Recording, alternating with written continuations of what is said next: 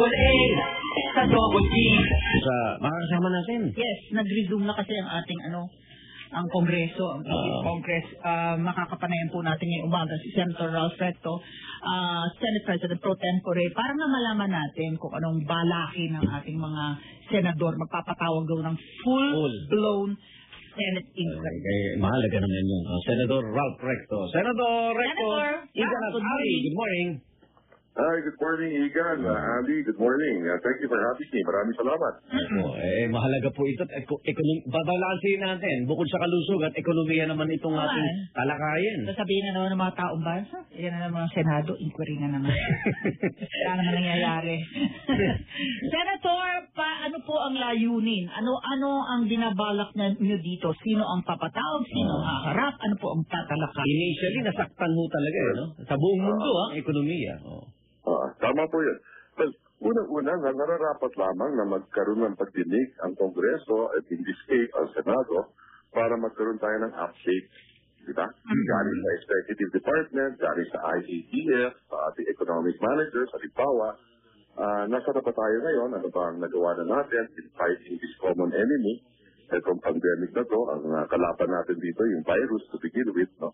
At ano yung mga plano natin moving forward? Diba? Nabanggit niyo yung moving forward, Senator, kasi kung ano ang ginagawa ngayon at anong gagawin. So this is not the time to be retroactive na hindi niyo natatanong bakit late tayo sa pagsara ng ating yung sa travel ban. So this is not the time to this is not the time for that. Yes, pagkatapos na, di ba? Natin, correct. Oo. Ano yung mga nagawa na natin? Ano pa yung mga dapat natin gawin, no? Knowing well na number one, ito, health crisis po to begin with, di ba? Paano natin tatalunin yung virus? Unang-una, no? Pwede ba natin palakasin yung ating health infrastructure? Pwede ba natin maprotektahan, siguraduhin na maprotektahan natin yung mga frontliners natin? Di ba? Okay.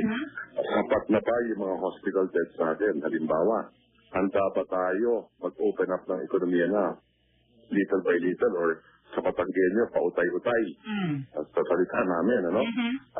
Ano yung mga protocol tungkol dyan? Magkano ba ang kailangan natin para talunin itong virus na to? Halimbawa, paano ba natin mabibigyan ng kumpiyansa ang ating mga consumer, ang ating mga negosyante na pumalik sa normal? Halimbawa, sa mga ito pag-uusapan.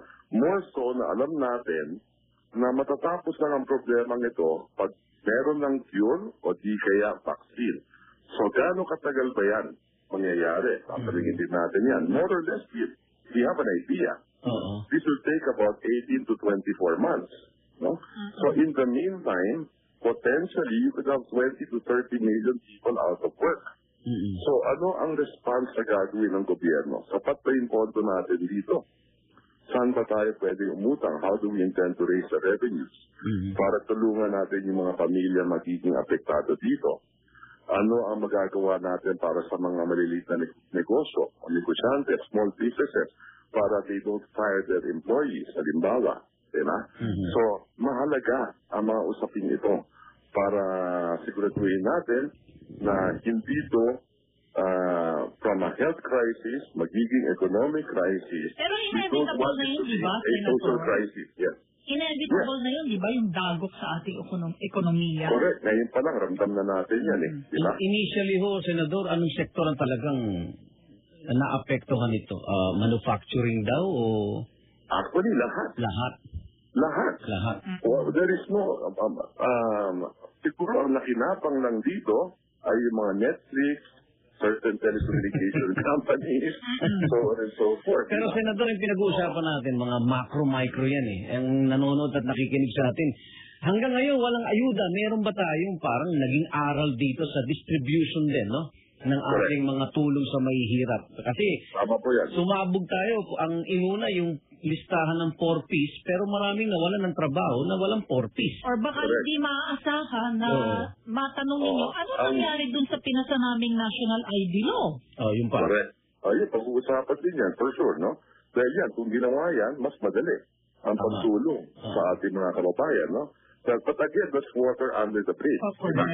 Moving forward, moving forward, kaya pa natin umpisahan yung national ID. Di ba? Para, dahil mahabaan to eh. Hindi ibig sabihin, titigil natin ito muna. Nakausap po namin yung taga-Philippine Statistics Authority kasi ang pagkakalapad niyan, namili na po ng mga machines. Dahil kasi ang ganda. Isipin nyo, hindi lamang yung inyong information, yung biodata nyo, merong biometrics na ultimo iris scan. Yes. Ang ganda eh. Ito pa, ngayon, paano mo ipapatupad yun? Kasi kailangan yung may katawan, pumunta siya talaga dun sa registration center para makuha yung iris niya sa mata, di po ba? Correct. Yan ang magiging problema. It will be challenging to do it right now na merong ganito sitwasyon, di ba? Dahil baka pwede maghawaan pa tayo habang ginagawa natin to, no?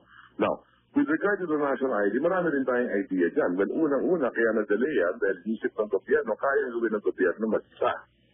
Eh kung yan ginawa natin PPP, baka natayo na natin yan kasama ang privado. At marami pwedeng gawin sa national ID. Ito pwede nga lahat. Sa ibang bansa, merong halimbawa, pag national ID, automatic na kagad, pero ka ng bank account eh. Bakit hindi natin pwedeng gawin dito yan? Ngayon, kung gobyerno lang ang gagawa, yan hindi magagawa yan. Kung ang privado kasama sa pagpaplano nito, pwede yan kaagad na lahat ng citizen, kahit bagong panganak ka pa lang, may bank account ka na eh. Di ba? Digital na ngayon eh. Di ba? So, mawawala pa yung problema sa corruption. Halimbawa sa social amelioration, kung lahat may national ID at hindi na database, may bank account, o di diretso na kaagad doon sa account ko, ibibigay. Wala nang dadaanan mga tao, wala nang maghahatid sa bahay-bahay, wala nang magkakasakit din. Di ba?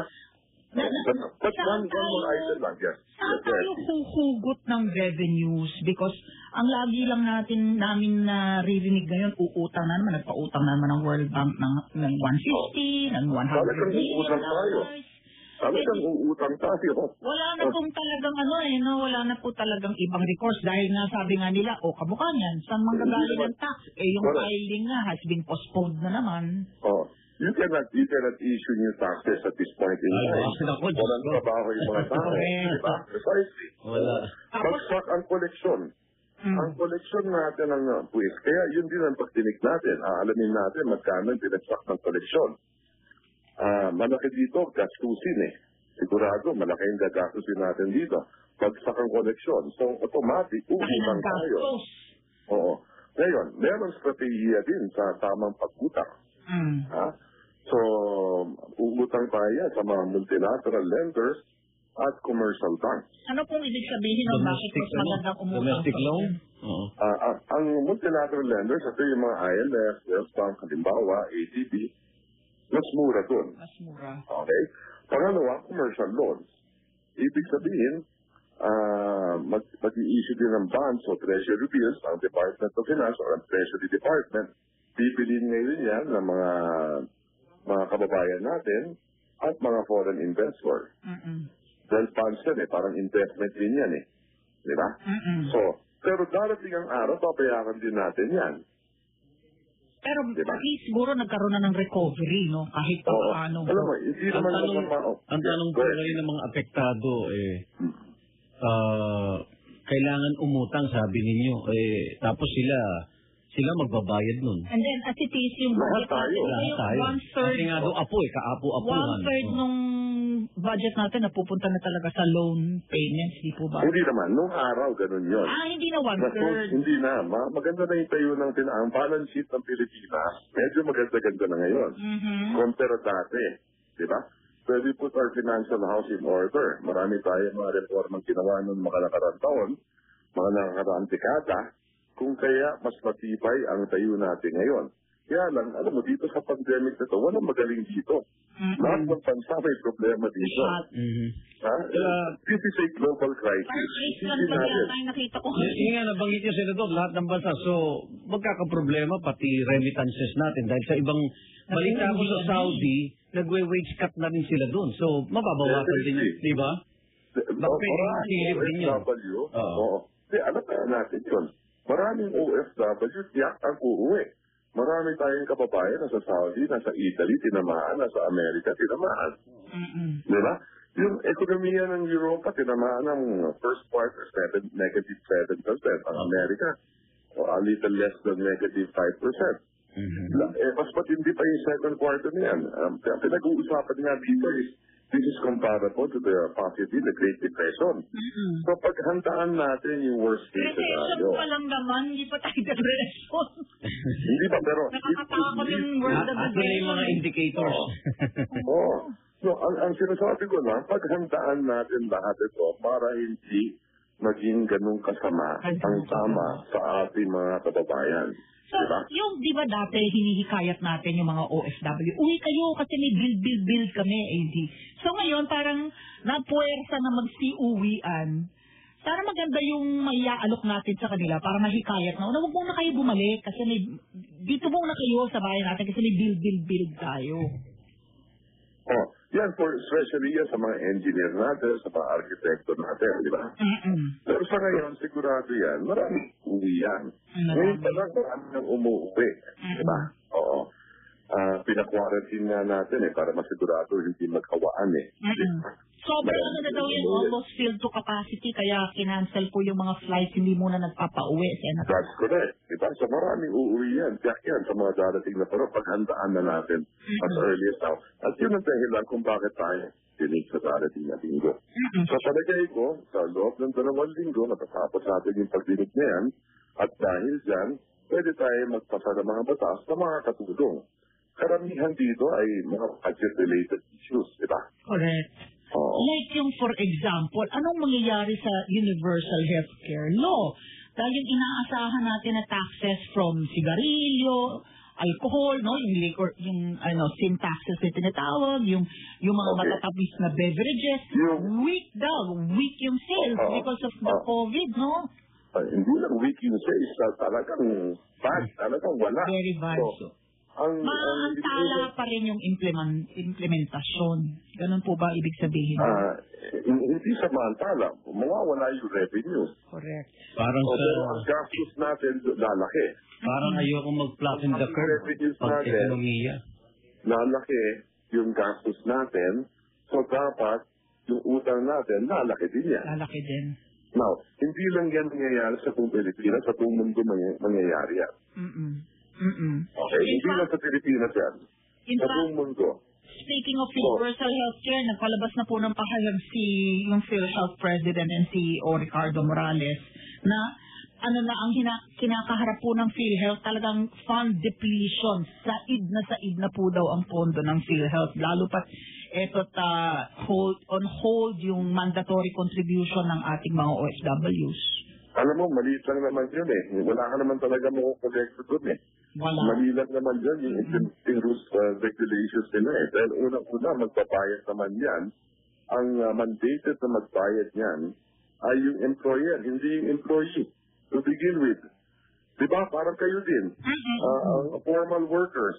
Ang nagbabayad yan, may kaltas din sa inyo, kalahati employer. Pero employer nagbabayad sa PhilHealth, hindi employee.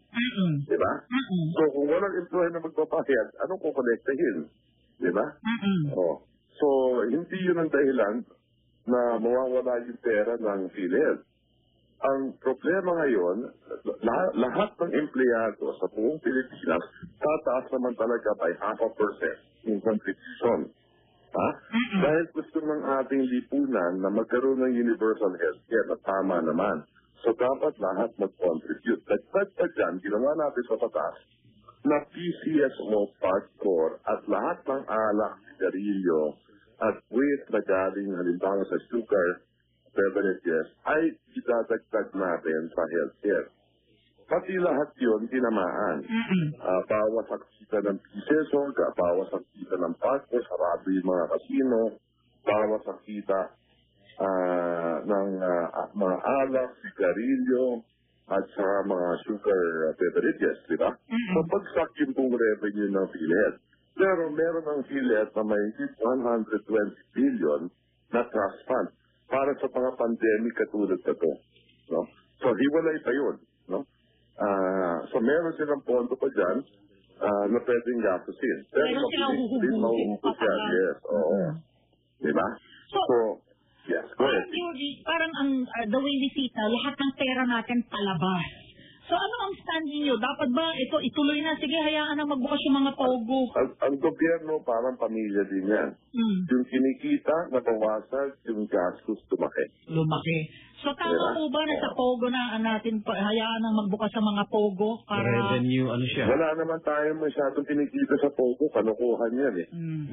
Sa totoo lang eh. Wala naman tayo masyadong kinikita dyan eh. Walang employment din that is generating locally. Directly, posibleng may indirect. Halimbawa, pag may pogo ka, yung sweldo ng tao, gagamitin niya, kakain sa restaurant, uupa ng bahay, uupa ng opisina.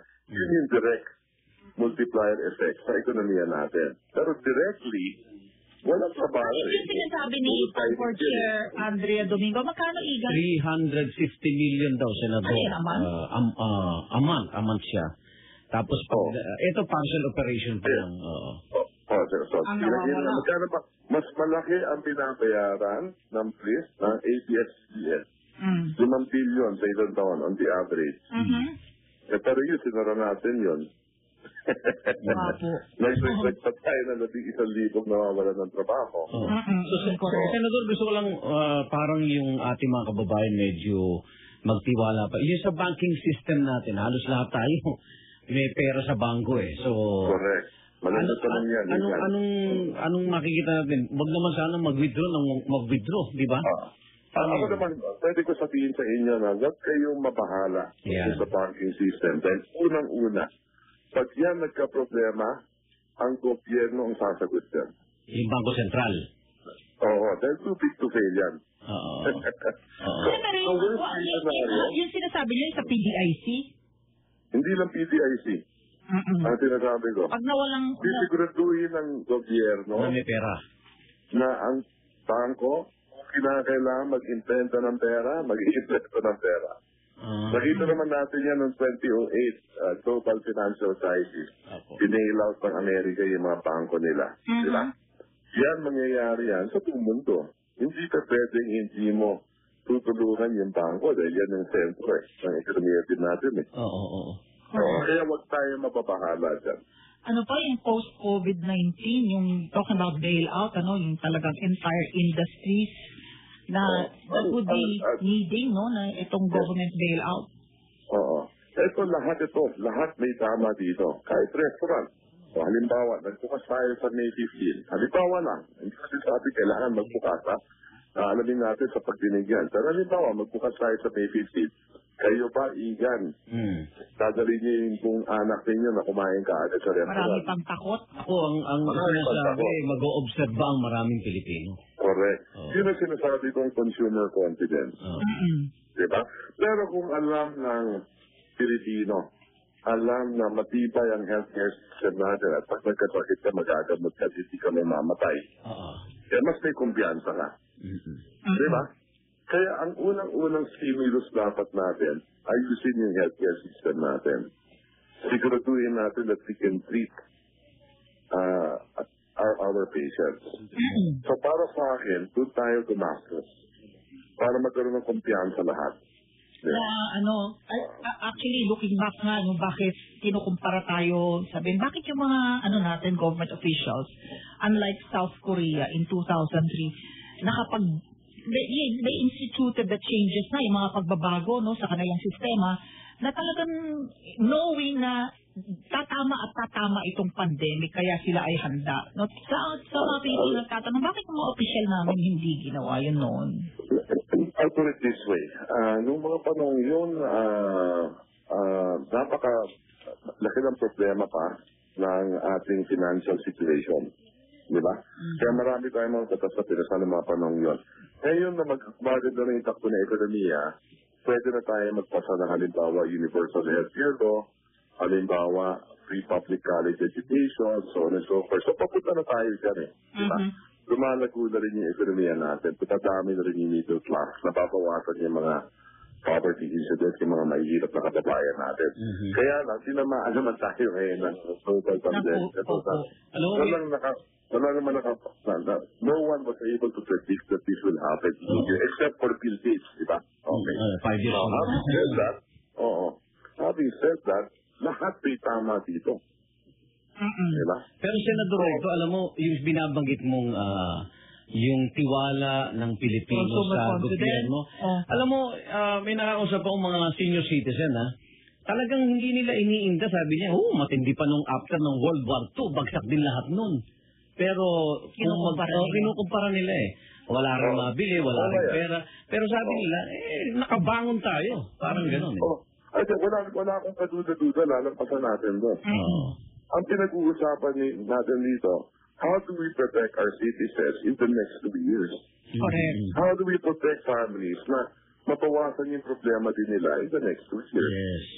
Diba? Siguraduhin natin una na may pagkain para sa ating mga pamilya. So, kailangan lumakas din yung productivity ng agriculture sector natin para mapakain natin lahat. Diba? So, yan. Dapat priority yan sa plan din.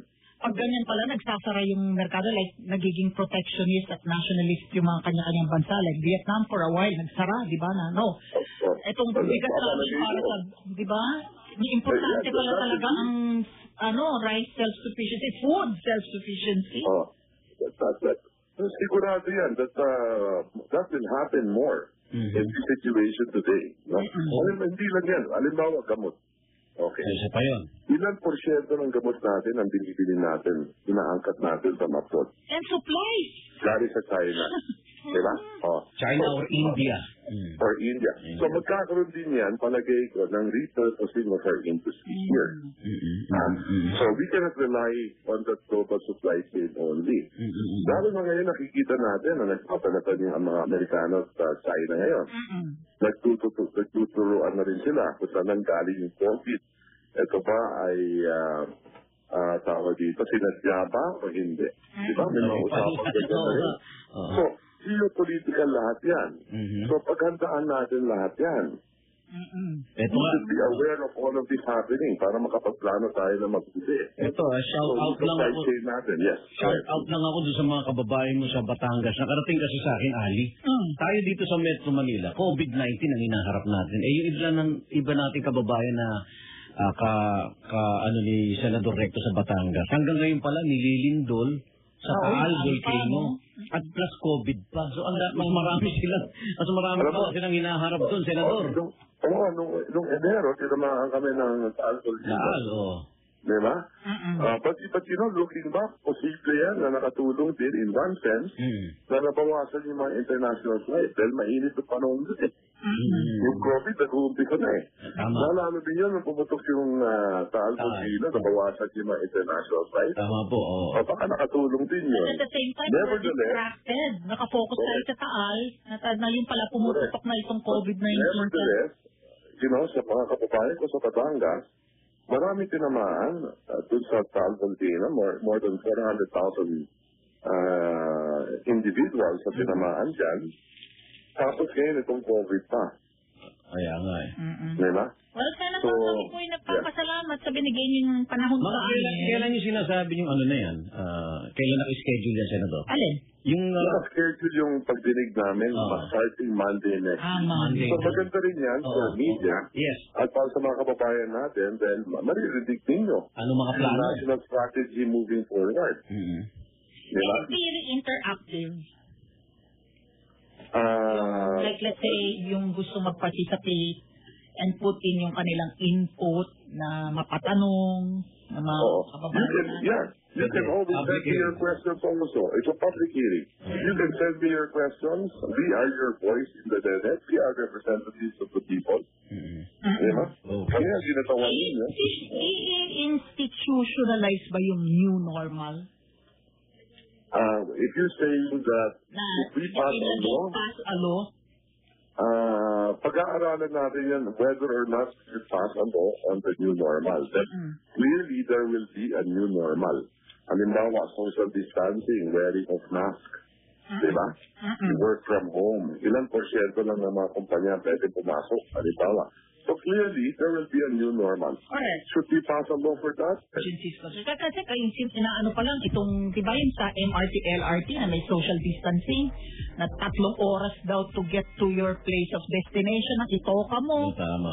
Diba diba ang napaka-complicated ng usapan. And that's why we're saying that kailangan may mga work from home arrangements, diba? Or staggered man lang, hindi yung rush hour, lahat 9 ang pasok. Ay, wala rin masasakyan. Limitado rin ang pagkakita. Senador, salamat. But it's a pleasure. Thank you very much. Ingat, God ingat. bless you. Be well and stay safe. Hi, kay Ate V! Sige, sasabihin ko. Salamat. Thank you very much. Senador Ralph Recto, Senate President Hakbangin. pro tempore.